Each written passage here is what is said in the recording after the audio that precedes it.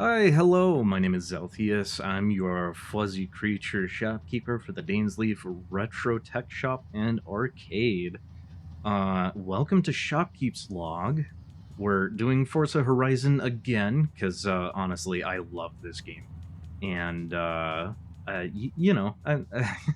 wanted to show off another one of my cars. This is my Arizona Sweet Tea 1995 Mazda Miata MX-5 with a monstrous 1200 horsepower V8 under the hood. This thing is one of my favorite abominations I've ever built in this game because it does burnouts in every gear at every speed. So there's that. Also, today we are testing out a new microphone because my old microphone, the lovely Tascam TM78, which is no longer in production, unfortunately, decided that it was going to become an ocean sound simulator instead of actually capturing my voice properly. So, things probably sound just a pinch different. If they do, and that's a bad thing, I apologize. If that's a good thing, awesome. This microphone is a fair bit more sensitive. I had the gain knob turned to like 3 o'clock on the dial for my Tascam. This guy right here I've got is a MXL V250, which is also a condenser mic, so it's going to pick up some background noise and stuff. I apologize about that. I try to filter out as much of that as I can. Sometimes it's just, you know, I record everything in my room. I have like my office and my bedroom are like the same space, so I do what I can. Hopefully the mic sounds good. If not, oh well. Still not doing burnt-in subtitles. I am using YouTube's built-in subtitling feature that seems to actually do a pretty good job. I have to go in and correct some stuff because for whatever reason it misspells a whole bunch of things. I don't really understand that. But anyway, I'm gonna shut up for a second so you can hear just how insane this little itty bitty car sounds. And then we'll talk a little bit.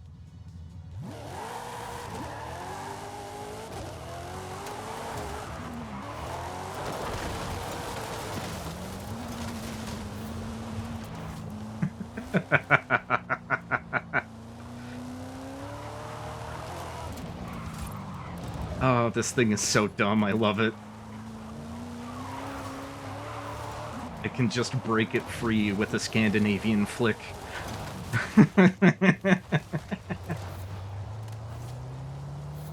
It really only needs one gear. It only needs fourth. I've got it tuned in kind of a ridiculous way. I think I have the differential, like the final drive, at like 4.42 or something like that, and all of the gears are rather short, so it tops out at like 140, but it's got 1200 horsepower, so it just kind of does that. And I think I have it 70-30 split with all-wheel drive. I don't remember. It's been a minute since I looked at the tuning, but I built it specifically for drifting. And it's very good at that. I'm just bad at drifting. It doesn't like turning. It's a rocket. Oh wait, no, we top out at like 160. Okay, that's respectable. Also, this thing shockingly good at rally. As one might imagine when you're lugging around 1200 horses under the hood. Actually, I'm curious, what does it sound like on the inside? Sounds kind of funny, honestly. But anyway, I'm losing my mind over this car every single time I drive it. It's just really funny to me. It's like I said, one of my favorite creations.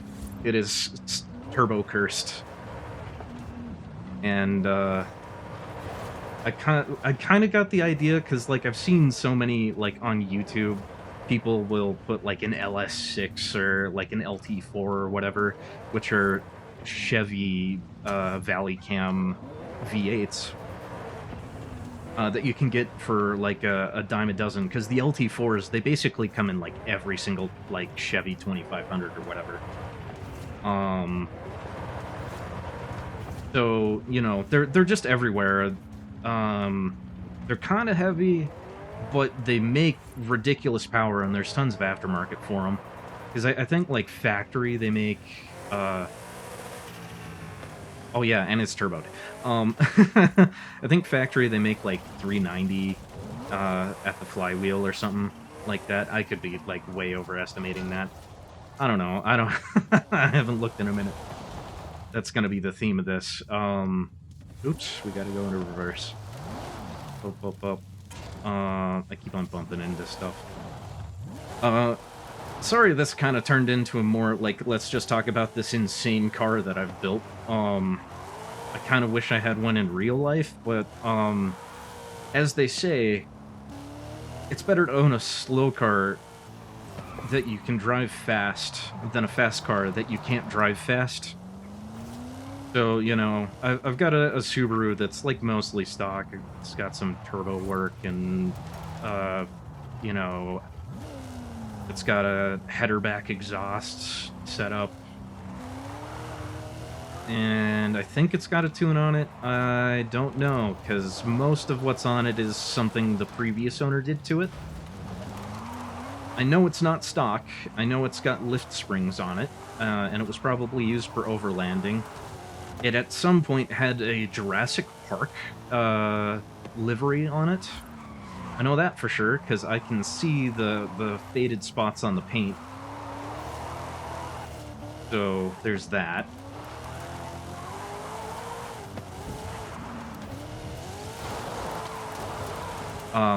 Anyway, you know, this kind of turned into talking about cars, but you know what? Shopkeep's log is just about me ranting about whatever is on my mind. So that's just what we're talking about today. Also, before we get too lost in the weeds here, I know we're like 8 minutes in, but I apologize for missing the Wednesday upload for Shopkeep's log. I got some weird respiratory bug, some like head cold or something. I woke up that morning just kind of feeling like I had swallowed a bunch of sandpaper. So talking kind of sucked. I ended up canceling stream that day too, which I also feel pretty bad about. I hate doing that, even though, you know, it's for my own good. I needed to rest that day. And I'm really glad I did take that day off, because the next day I felt good enough to stream. And was only ever able to stream for like 2 hours before I was tired. But today I feel great, other than just the headache that's been ongoing for the last couple of weeks. But honestly, I don't think there's anything I can do about that. I probably ought to go talk to my primary care guy and see if I've got some kind of like super turbo illness or something. But yeah, we'll cross that bridge when we get there. Man, this thing is like perfect for drifting. It's got enough horsepower that it just flings itself through corners without even having to touch on the handbrake. Also, you know, it kind of bugs me when people, oh yeah, the parking brake, the handbrake. It is a parking brake unless it's a handbrake. The big difference is most parking brakes, they have a ratcheting thing in the handle because they're intended to prevent the vehicle from rolling back on a hill, and they're cable operated 9 times out of 10. A handbrake is hydraulically actuated and usually tees into the rear brake lines. Some people also will do similar stuff for like burnout switches. Man, we're all over the place with topics today. Also, I apologize again if the rumble from my controller makes it through. I have my hands on my desk. Although I suppose it'd be a good test for the new microphone, just to see how much of that noise it picks up. Um, but anyway, you know, some people will wire in a line lock for the front brakes. So, like, basically, they'll apply a ton of pressure to the braking system, engage the line lock, which is basically just a solenoid that closes off the front brake lines from the pedal, and that'll lock the front wheels so they can. Here we go down the hill. So that they can do burnouts and stuff without burning up their rear brakes, which is really smart. Um, this is not where I want to be, but here we are, I guess. Ooh, boats. Uh, but, yeah, the car community and all of the cool, crazy stuff that they come up with for that kind of thing, uh, it's kind of insane out there. And I've been thinking an awful lot about, like, the mechanics and engineerings of things. Like, if I could just build a car out of a rolling chassis, what engine would I put in it? What kind of crazy whatever would I do to it? I don't want to go back to the Horizon hub just yet. But, thinking about that, you know, I'd probably choose, like, an AE90 body Toyota, because that was one of the first cars I had. And my car is all crumpled up. Here's the fun secret about Forza Horizon. You can just reset your cosmetic damage in the photo mode, and bam, we're back to brand new. Until I run into a tree. Oh, man. But, you know, I'd probably pick an AE90 body, because that was the first Toyota that I had. It was actually a Geo Prism, like 1996 Geo Prism. Man, I love that car. It had a 4A FE, not the 4A GE, because the 4A GE is slightly different. Same block, different coolant ports and stuff, because the 4A GE was tuned by Yamaha.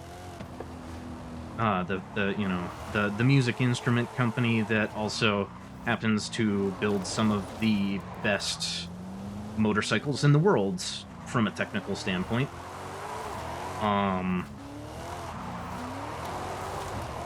Yeah, they had a hand in the 4AGE and the GZE, which is the inbuilt supercharger version of that engine.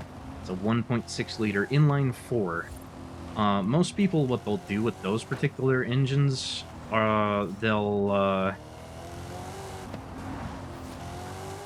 they'll put on, like, independent throttle bodies, which gives it a really cool induction noise, so you get to hear, like, that whoosh when you step on the pedal. Some people will turbocharge them, some people will procharge them. But I was thinking about it, you know, most of the time when you encounter engines like that, they're batch fire injection, which means that they're not doing per port injections. So each cylinder, what they'll do is they'll batch. So, like, cylinder 1 and 3 and cylinder 2 and 4 will have the injectors go off at the same time, which basically means you're wasting a ton of fuel. But it's simpler for the computer in the car to manage.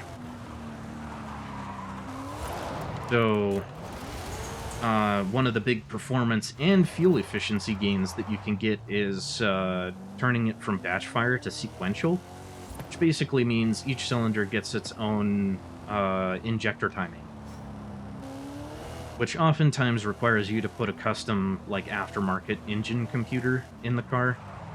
But if you're going to be modifying your car, you might as well do that anyway, because, you know, you're making big changes to how the intake or the exhaust is. The car's going to freak out and have a hard time keeping up with those changes with the stock engine computer. That's just how it is. So either you have to find somebody who can tune the stock engine computer, or get a replacement engine computer. And even then, you'll still need to do tuning. And shops that do that are getting harder to come by in the States, at least, because of all of the emissions regulations and stuff. But if you have an older car that's emissions exempt and you don't live in certain states that don't care about the grandfather status of cars, um, you can still get them tuned. But my thinking, now that I've like gone off on a tangent, there is, independent throttle bodies with batch fire injection, but it's not port injection. It's injection at the throttle body, kind of like that thing that Chevy did in like the 80s and 90s, um, where they were kind of sort of making an electrically controlled carburetor. At least that's how I looked at it.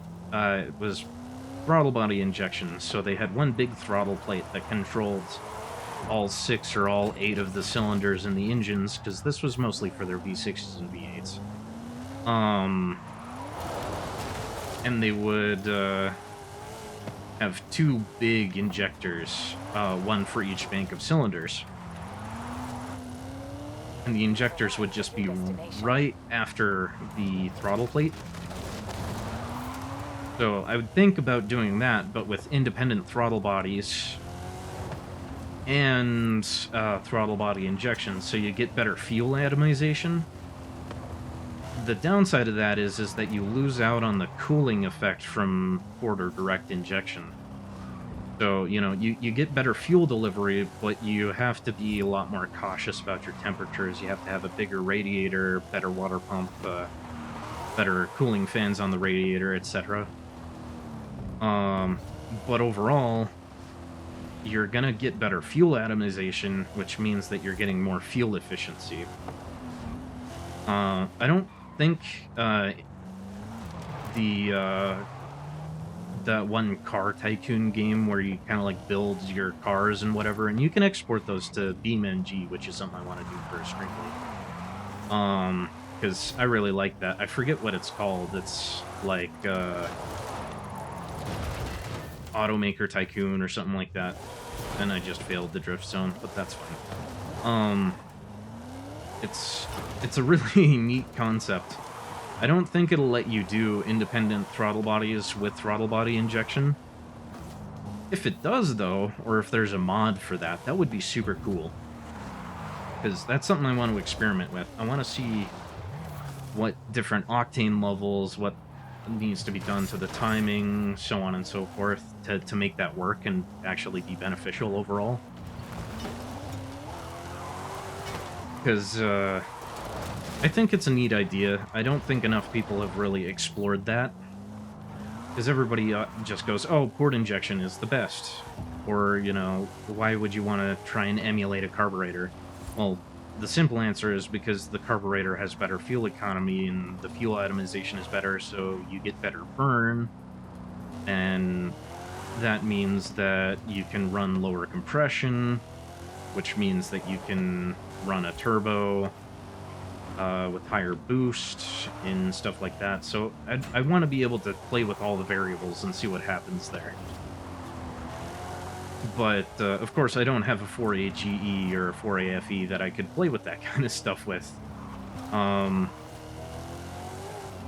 But, later on when I start doing, like, IRL content, because that's something I want to do as well, is, like, car content. Not that I can really do much of that, because, I'm in a spot where I can't really afford to do much, with, like, upgrading and parts and stuff. Although, at some point, if people want to see that and are willing to, help out here and there with that kind of thing, I'm not, like, asking for that. But if you feel like that's a worthwhile investment of your time or money or whatever, then, that's very much so appreciated, and that would help me make that kind of content, which I would love to be able to do. But again, that's never like an ask that I feel comfortable making, so I'm not trying to do that. Anyway, the idea is that at some point I'm gonna like branch out into doing IRL car content, motorcycle content, because that's stuff I'm very passionate about, and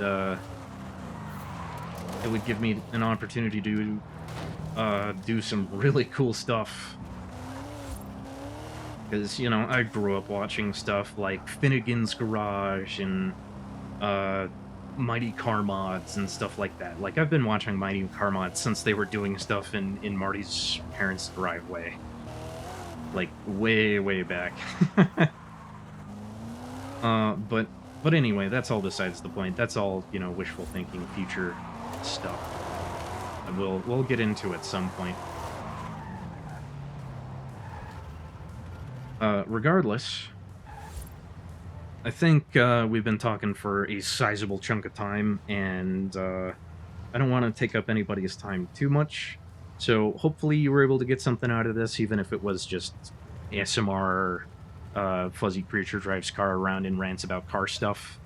Uh, yeah. Hopefully the microphone sounded good, and I don't have to do a whole bunch of stuff to the audio to make it sound like listenable. Please let me know if the audio balance is off or anything like that in the comments. I'm still new to learning audio mixing and stuff like that. Anyway, thanks for hearing me out and sitting with me on this quick little 20-minute adventure. I hope you have a wonderful rest of your day whenever this finds you, and I'll see you in the next one. Bye-bye.